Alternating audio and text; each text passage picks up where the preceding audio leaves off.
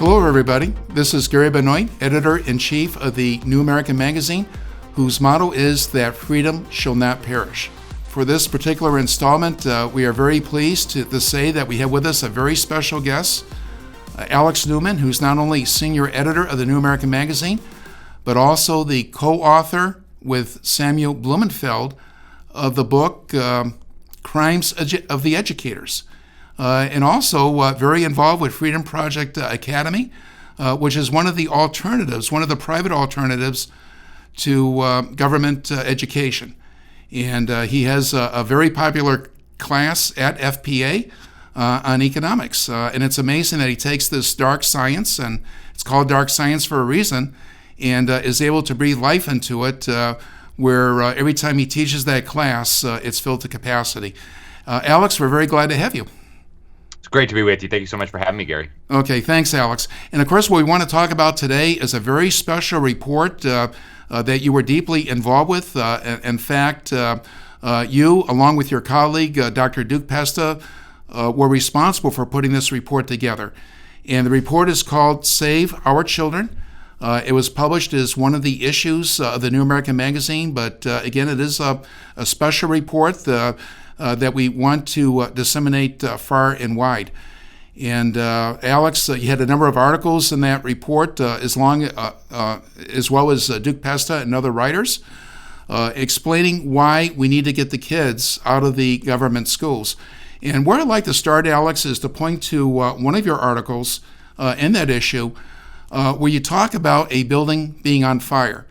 And you're writing to the parents, and you're telling the parents that obviously if a building were on fire and your kids were in that building, that you would do everything possible. You would even risk your life. You would sacrifice your own life to get your children out of that building that's on fire.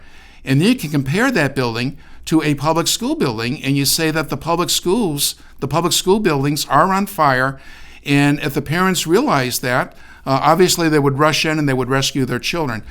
Alex, that's a very strong analogy. And when you say the school building is on fire, exactly what do you mean by that? Because obviously they're not literally on fire. Well, thank you, Gary. And, I almost feel like the building being on fire is not an adequate analogy to express the urgency of the situation right now. Because, a fire may harm your children physically. Maybe their skin will be burned. Mm-hmm. They might even end up in a hospital. But physical damage is not the worst thing in the world. In fact, there are many worse things than physical damage. And unfortunately, I think the public schools are responsible for that kind of damage to children. So if you had a burning building, the children might have really significant physical problems. But what's happening in these public schools, they are getting the significant physical problems. Their brains are being wired incorrectly, with the quackery being used to teach reading and writing, being used to teach mathematics. You can actually show this on a physical brain scan, that their brains are being physically harmed through this quackery that was first exposed as quackery in the 1840s when it was first tried in Boston. You now have schools facilitating these so-called gender transitions. They're facilitating the process of little girls becoming little boys, so-called. And of course, we know that's not possible, but in the process, little girls are having their breasts removed in mastectomies.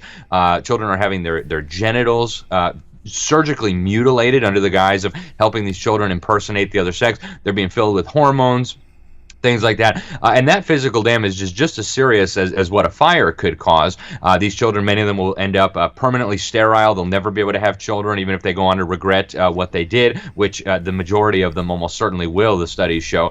So the physical damage is there. We also have them pumping the kids full of drugs, right? If you have a boy who can't learn how to read using this quackery and he's bouncing off the walls because he can't focus, they'll put him on amphetamines. They'll say he needs a Ritalin or Adderall. These have really serious physical side effects. But there are even worse things than that. So, for example, the academic destruction that's taking place. You don't have to believe me. The government's data shows very clearly what's happening here. Not even a third of these victims of government schools are proficient in anything, in reading, writing, math, any of the core subjects. We have a situation now where children are being sexualized. They're being encouraged to get involved in fornication and sodomy and things that are just unspeakable. Literally, when they're in kindergarten, they're being taught this poisonous racism under the guise of critical race theory. They're just, I mean, they're being deceived on some of the most important questions that a person can contemplate in their life.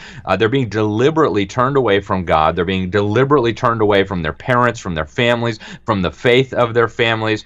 And I think for a lot of parents, that is the worst possible outcome that could happen, right? Most parents who are Christian, who are Jewish, who believe in God and believe in their faith, one of the worst possible fates that could happen to their children is for their children to stray from the faith, to reject God, and to then face eternal consequences. And unfortunately, the schools are facilitating that on an industrial scale. So I really don't think the fire analogy does the problem justice, Gary, but it's hard to think of something that would do justice to the incredible urgency that we have here on getting the kids out of the school system. Well, of course, in order to do justice to that, that is why you and Dr. Duke Pesta teamed up to put together this special issue to present the evidence to show that really, in a very real sense, the schools are on fire. And of course, in surveying that fire, Alex, you talked a lot about the physical damage, such as transgenderism and boys who are beguiled into believing that they're girls, or girls who are beguiled into believing that they're boys, actually taking to a point where they do permanent damage to their bodies. But like you said, there's more than physical damage. And you talked a little bit about the brain and how that's been affected, how that's been harmed by the way kids are being taught. But there's also spiritual damage as well. There's damage to the eternal soul. And Alex, I'm sure you would agree with me that if you look at why we're on earth in the first place, why we even exist, why God created us, I think we would agree that the purpose is to get to heaven. So that purpose is being attacked by the so-called educators, by the arsonists who are setting these fires at all levels of government in the governmental school system. And I know that one of the articles you did in this special report has to do with the government schools versus Christianity. Can you tell us a little bit about that, Alex, about what the government schools are doing to subvert Christianity and subvert what children are learning from their parents and also what they're learning from their ministers? Yeah, I'm delighted to do that, Gary. I think, in my view, this is the most significant issue. All the other issues are important, but for me, this is the one that takes the cake. There is no issue more important than the immortal soul of your children, and this is, I think, where the battle is really raging. So it used to be commonly understood in America that the purpose of education was to know God. In fact, that was Harvard's motto. They said the main end of the student's life and studies is to know God and Jesus Christ, which is eternal life. That was the motto of Harvard University, their mission statement.